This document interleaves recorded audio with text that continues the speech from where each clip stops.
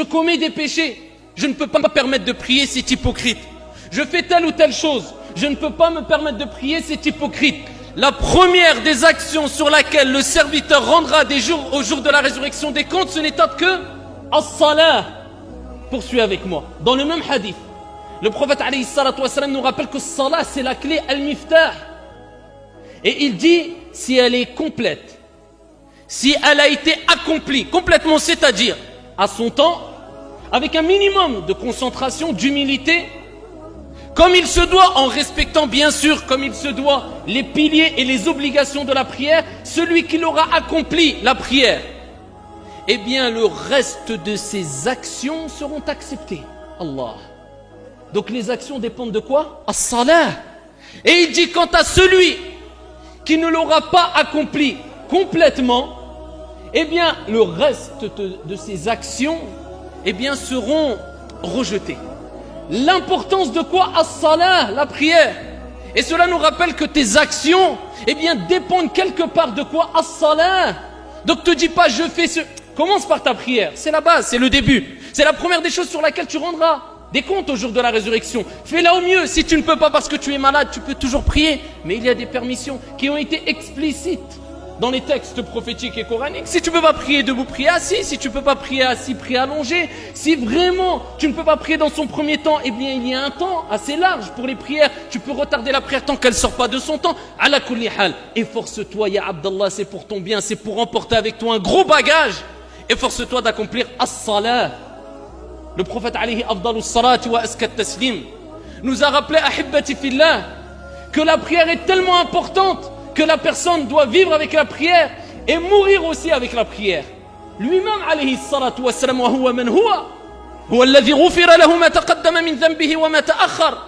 Ses péchés passés, présents et futurs ont été pardonnés. Il était dans les derniers instants de sa vie, dans le moment de l'agonie, où il allait quitter la vie d'ici-bas. Kullu nafsin dha'iqatul maut. Tout âme goûtera la mort. Le prophète lui-même alayhi salatu wa salam est mort. Dans ces derniers instants, Salama radiyallahu anha wa ardaha nous rapporte que le prophète alayhi salatu wa salam, dans les derniers instants de sa vie, jusqu'à ce qu'Allah Jalla wa ala ait ordonné à son âme de quitter son corps, il ne cessait de répéter as-salah, as-salah, wa ma malakat aymanukum. La prière, la prière. Le prophète demandait à sa communauté de s'accrocher à la prière. Il pensait à l'ensemble de sa communauté alors que l'âme allait quitter son corps. Imagine ta situation au moment de l'agonie. Imagine-toi le stress accumulé, la peur accumulée. Imagine ton état. Eh bien, le prophète alayhi salatu wa salam, dans ce moment-là précis de l'agonie de la mort, il pensait à toi, à moi, parce qu'il savait que c'était un bien. Et il ne cessait de dire, comme elle a dit Salama, as-salah, as-salah, la prière, jusqu'à ce que son âme a quitté son corps. Et ses dernières paroles étaient as-salah, as-salah, ou parmi ses dernières paroles, as-salah, as-salah. La prière, c'est ce qui va te permettre de t'améliorer. Ne cherche pas. Allah Jalla wa ala dit Inna as-salata tanha 'anil fahsha'i wal munkar. C'est la prière. Donc comment veux-tu t'améliorer dans ta vie? Comment veux-tu t'améliorer avec tes parents, avec tes enfants, avec ton époux, avec ton épouse, avec les gens de façon générale, avec ton Seigneur, dans ta relation avec le divin? Si toi tu ne préserves pas ta prière, alors que Dieu dit la prière, as-salat tanha 'anil fahsha'i wal munkar, c'est la prière qui va te permettre d'aider à t'éloigner de tout ce qui concerne les turpitudes et le blâmable, les choses mauvaises, nuisibles. Mais si tu as abandonné la prière, ya Abdallah, comment veux-tu te réformer sans avoir mis en application ce qui va te permettre de te réformer facilement? Et tu as coupé quelque part une certaine relation avec ton Seigneur, le divin, tabaraka wa ta'ala. Sache que si tu t'accroches à ta prière de façon générale, et particulièrement à Salatul Fajr, comme on va le voir incha'Allah ta'ala, eh bien sache, abshir, réjouis-toi, je t'annonce la bonne nouvelle, tu as emprunté le chemin vers le paradis incha'Allah ta'ala. Ayyuha al-ikhwatu wal-akhawat, la prière et particulièrement Salatul Fajr. Pourquoi Salatul Fajr? Parce que c'est une des prières, parce qu'on a 5 prières, on n'en a pas 2. On a 5 prières, on n'en a pas 4. On a 5 prières, on n'en a pas 7 qui sont obligatoires. On a 5 prières. Mais parmi les 5 prières, si ce n'est la plus dure, difficile, la preuve que c'est pas à chaque fois qu'il y a une difficulté dans la religion qu'on doit éliminer l'acte d'adoration. Non, Dieu veut que dans certains actes d'adoration, il y a des difficultés. Le paradis est cher, il faut goûter à certaines difficultés. On n'a rien sans rien, comme on le répète assez souvent, je pense. Eh bien, Salatul Fajr, elle est difficile à accomplir. Et c'est pour ça, Yoel Akhir, que ce qui est difficile à accomplir, eh bien, on sait que cela engendre une récompense énorme. Plus la chose est difficile à acquérir, et plus la récompense sera énorme, Inch'Allah tabaraka wa ta'ala. Salatul Fajr, elle est difficile à accomplir, mais elle renferme d'énormes mérites qui, pour certains des mérites qu'on va évoquer, sont propres ou ne sont propres qu'à Salatul Fajr. Parce qu'elle est plus dure que les autres. Et il y a Salatul Isha aussi qui est difficile. Mais Salatul Fajr est beaucoup plus difficile, comme on le sait toutes et tous. Et on le sait avec ce qu'on vit tous les jours. Surtout dans certaines périodes de l'année où Salat al-Fajr est très tôt, Salat al-Isha est très tard, c'est difficile. Mais Dieu veut nous éprouver. Et veut prouver, et veut que tu prouves ton amour que tu portes par rapport à ton Seigneur Tabaraka wa Ta'ala qui t'a créé pour l'adorer. Et as-salat, c'est une ibada. Faire du bien autour de toi, c'est une ibada aussi. Aider ton prochain, c'est une ibada. Te comporter de la meilleure manière, c'est une ibada. Mais l'acte d'adoration pratique, le plus important, c'est as-salat.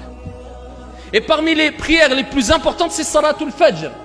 Et c'est pour ça que le prophète alayhi afdalus salatu wa askat taslim ayyuhal akhyar nous a rappelé l'importance dans beaucoup de textes de Salatul Fajr, ainsi qu'Allah Jalla wa Ala. Et il suffit de dire qu'Allah Jalla wa Ala ne jure que par ce qui est d'important et de grand. Et Allah Tabaraka wa Ta'ala a juré par Al-Fajr, wal-Fajr, wa layalin ashr. Il a juré par Al-Fajr, l'aube.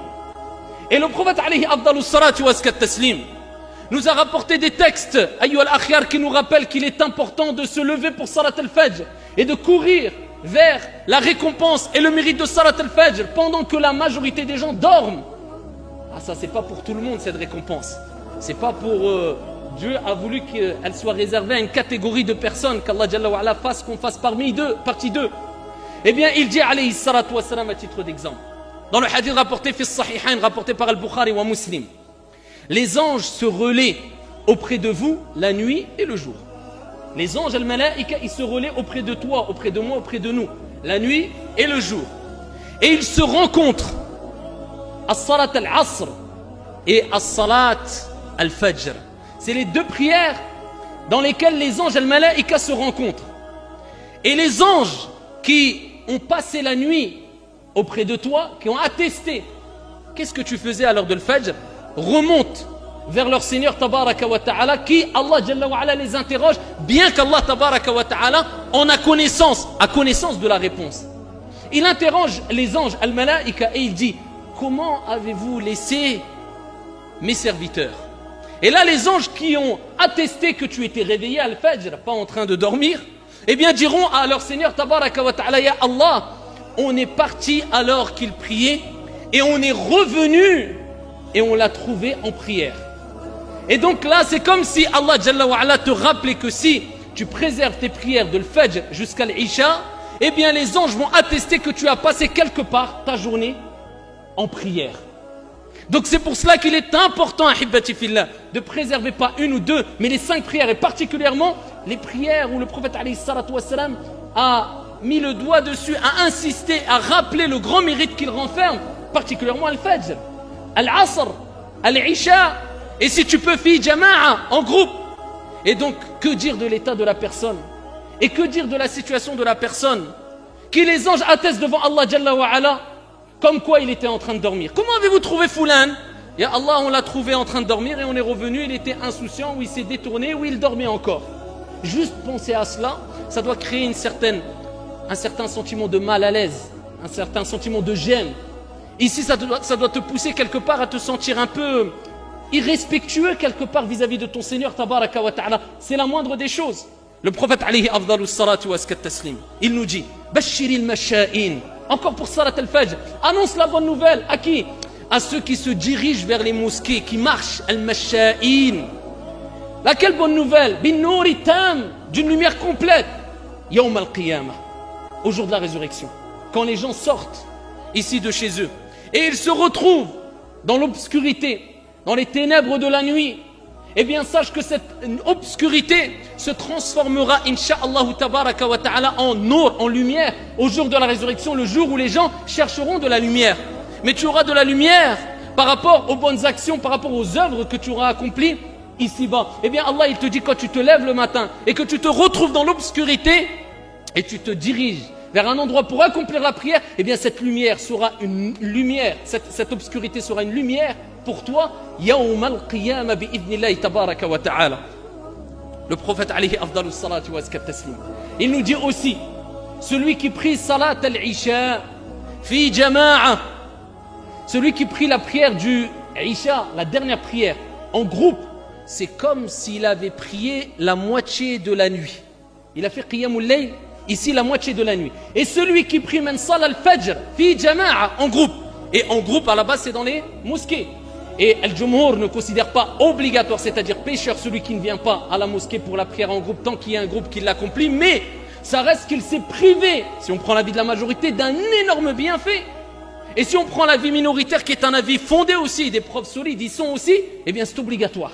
Donc, ala kulli hal, nous disons dans tous les cas, tu te prives d'un grand bien.